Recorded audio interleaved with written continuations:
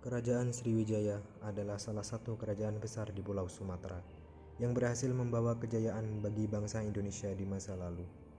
Kebesarannya bahkan dapat mengimbangi kerajaan Majapahit di Jawa Timur. Kerajaan Sriwijaya didirikan oleh Dabunta Hyang Srijayanasa pada abad ke-7. Letak kerajaan ini berada di tepian Sungai Musi di daerah Palembang, Sumatera Selatan. Kerajaan Sriwijaya adalah kerajaan bercorak Buddha yang masa kejayaannya diraih pada masa pemerintahan Raja Balaputra Dewa. Pada masa kejayaannya, Sriwijaya mengontrol perdagangan di jalur utama Selat Malaka. Informasi tentang berdirinya kerajaan Sriwijaya didapat dari beberapa sumber sejarah dari dalam negeri dan asing. Sumber dalam negeri berupa prasasti-prasasti antara lain Prasasti Kedukan Bukit 683 Masehi, Prasasti Kota Kapur 686 Masehi, Prasasti Talang Tuo 684 Masehi, Prasasti Telaga Batu 683 Masehi, dan Prasasti Karangbrahi. Sementara sumber asing diperoleh dari berita-berita Cina, India, Arab, Persia, dan Malaysia.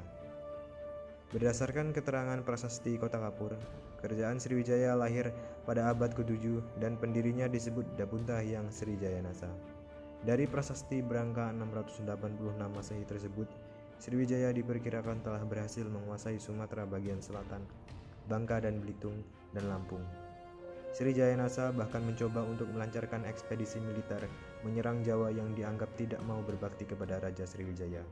Sementara dari Prasasti Kedukan Bukit, diketahui bahwa Dabunta Hyang berasal dari Minangkabau. Lokasi yang tepat dari Minangkabau masih diperdebatkan. Diceritakan pula bahwa Dabunta Hyang mengadakan perjalanan dengan memimpin 20.000 tentara dari Minangkabau ke Palembang, Jambi, dan Bengkulu. Dalam perjalanan tersebut, ia berhasil menaklukkan daerah-daerah yang strategis untuk perdagangan sehingga kerajaan Sriwijaya menjadi berkembang dan makmur. Puncak kejayaan kerajaan Sriwijaya dapat diraih pada masa pemerintahan Raja Balaputra Dewa.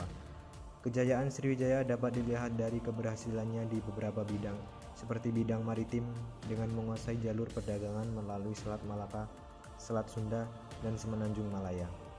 Rakyatnya pun hidup dengan makmur karena kerajaan mendapat banyak pemasukan dari pajak kapal-kapal dagang yang melintas.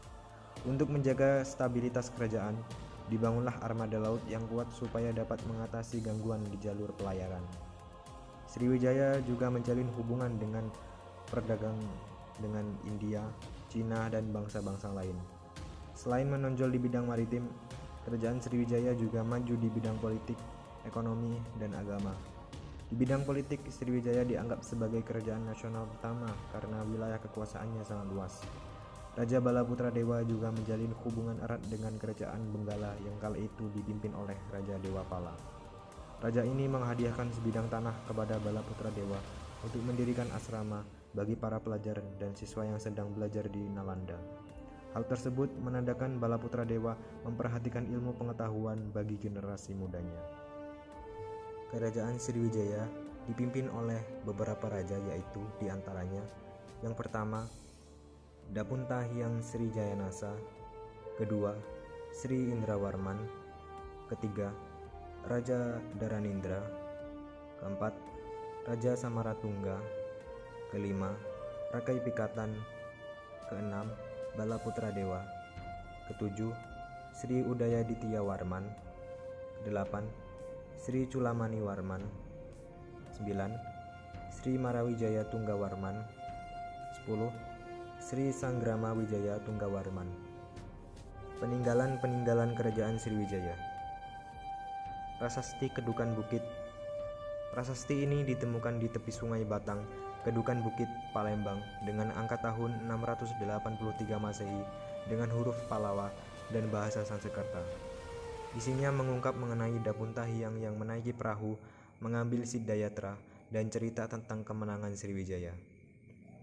Prasasti Kota Kapur. Prasasti ini ditemukan di Pulau Bangka bagian barat yang berisi tentang kutukan bagi orang-orang yang berani melanggar perintah dari Raja Sriwijaya. Prasasti Telaga Batu. Prasasti ini ditemukan di kolam Telaga Biru, Kecamatan Ilir 2, Kota Palembang. Isinya berupa kutukan bagi orang-orang jahat di kerajaan Sriwijaya. Prasasti Karangbrahi. Prasasti ini ditemukan di Desa Karangberahi, Merangin, Jambi, yang berisi kutukan bagi orang-orang jahat dan tidak setia dengan Raja Sriwijaya. Prasasti Palas Pasema. Prasasti ini ditemukan di pinggir rawa Desa Palas Pasema, Lampung Selatan, dan berhuruf Palawa dengan bahasa Melayu kuno yang berisi kutukan bagi orang-orang yang tidak setia dengan Raja Sriwijaya. Prasasti Talang Tuo. Prasasti ini berisi doa Buddha, Mahayana, dan cerita tentang pembangunan taman oleh Srijayanasa. Prasasti Hujung Langit. Prasasti ini ditemukan di Desa Haur Kuning, Lampung, dan berangkat tahun 997 Masehi. Candi Muara Takus. Candi yang terletak di Desa Muara Takus, Kabupaten Kampar, Provinsi Riau ini bercorak Buddha yang khas dengan susunan stupa. Dalam kompleks candi ini juga terdapat Candi Sulung, Candi Bungsu, Stupa Mahligai, dan Palangka.